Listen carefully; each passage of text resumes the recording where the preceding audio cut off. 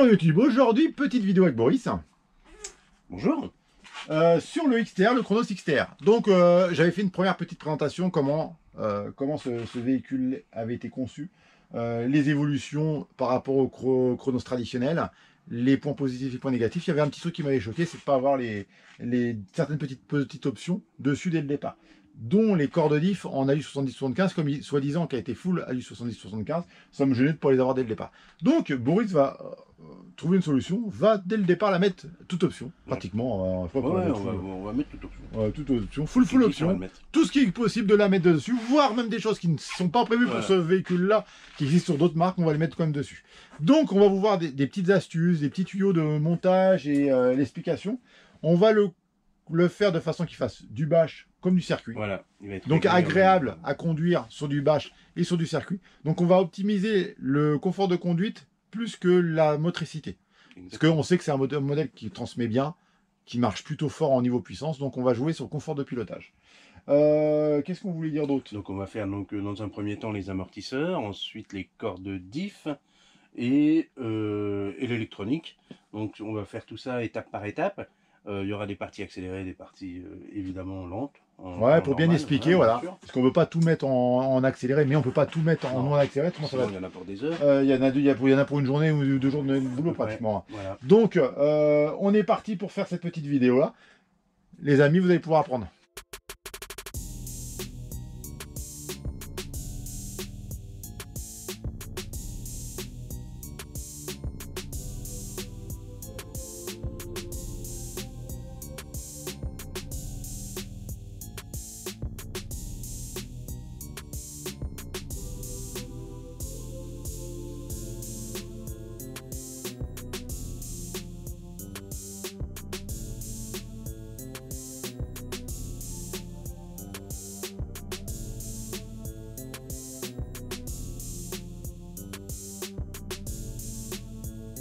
Donc là, en fait, on va ouvrir le différentiel, tac. Ici, on va voir qu'il n'est pas super bien rempli. Oui. Parce que logiquement, on devrait avoir de l'huile pratiquement 1 mm en dessous de la...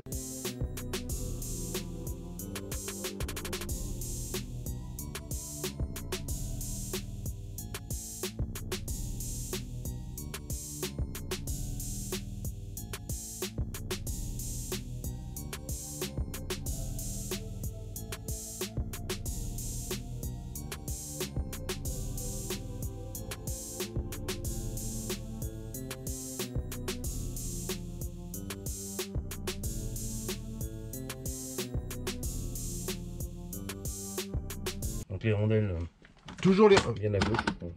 Tac. Ce qui est bien, c'est que là, quand tu le retournes, il se renverse pas. Bah, s'il se retourne, c'est que... Enfin, s'il se renverse, c'est parce que tu as attendu très longtemps avant de le remettre droit. Mais très longtemps. Ça. Il est vraiment pas loin. Donc là, ici, on a le chariot. Là, ici, on fait glisser le chariot sur l'empreinte. Tac, on emboîte. Tac. Et voilà. Là, on est emboîté nickel. On regarde si la cellule elle bouge à droite et à gauche. C'est ce que je dis, toi, c'est ce que je t'expliquais. Tu pourras regarder. Ouais. Là, on prend les deux vis qui sont là. C'est celle que j'ai enlevée, moi. Je sais bien que c'est celle-ci. Donc, quoi qu'il en soit, la cellule, évidemment, peut être fermée sans avoir à mettre les cardons avant ou quelque chose. Ouais. Ça, logiquement, tu peux les faire parce qu'en fait, au pire, après, tu défais l'axe légèrement. Tu défais juste l'axe. Là, ici, logiquement, tu défais l'axe. Il y a une rondelle, logiquement, derrière.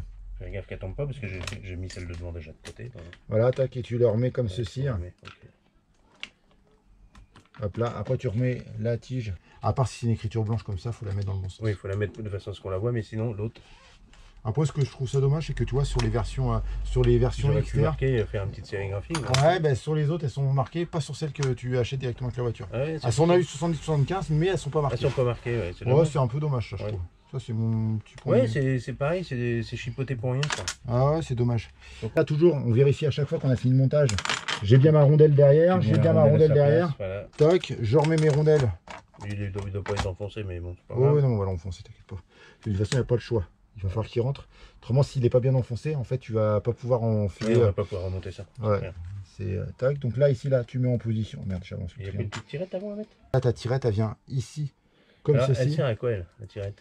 C'est un détrompeur? Non, c'est pour boucher le trou pour éviter que la poussière rentre dedans. D'accord, ok, tout simplement. Tout simplement. Et là comment s'appelle la pièce, cette pièce-là? C'est le slider, c'est c'est un slider. C'est un alors il fait pas, il a le pare-choc en plus intégré dedans, Ouais. mais c'est le slider de avant. Protection du châssis à Voilà. l'avant. Tac, tac, tac. Donc là j'en ai chié pour aller, il a fallu que je desserre le petit. Un tout petit peu, ouais, c'est normal, ouais. Ouais. Après, Donc, petite pince. j'y suis allé avec une petite pince. Voilà. Ouais, bah c'est ça. Tac. Là, tu revises d'abord tout ça et Ouais. après tu revises les trucs. Tu as les deux vis ici Ouais, devant à je vais mettre. maintenant. Je te laisse remonter Dans gentiment. l'ordre, ouais, je remonte ça. Par contre, là, ici, là, ce qu'on peut faire, c'est contrôler, frein filet, vérifier si les vis sont bien, Ouais, se sont je bien le collées, démonte, on met un coup de frein démonter, filet. voir si elles sont, parce qu'elles ont tendance à se desserrer. Par C'est contre, tu quel vois, côté qu'il faut démonter? C'est quand même celui de la couronne pour ouvrir le diff. ouais, toujours côté différentiel. Ouais. Là, moi, je défraye la vis, hop, je la remets au cité. Un petit coup de frein filet. Bah, et tu je vois, remets. Ouais. alors là, ça doit être du 20 000 ou... On va remettre un peu moins dur, on va mettre 15 000. Ok. Ah oui, oui, oui. Ouais, ouais, au moins du 20 000. Oui.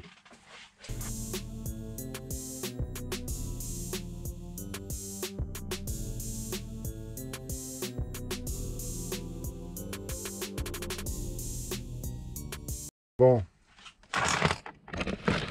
Il a personne, le pépère. Non, il est impeccable. Donc là, hop, on va faire. Donc j'ai amené des vis neuves, comme ça on va être nickel. Hop, hop. Ah, ça c'est. Tu vois, en fait, le reproche que je leur fais, c'est ça, tu vois. Anne. Il n'y a rien en fait dedans. Ah, c'est rempli juste ce qu'il faut. Ah, c'est pas Ouais, rempli le minimum syndical. Ouais, pour faire croire qu'il y Ouais, en a. me dis pas que c'est une question d'argent parce que j'y crois pas. Non, c'est parce que c'est rempli. C'est le temps de C'est fait remplaçage. mécaniquement parlant.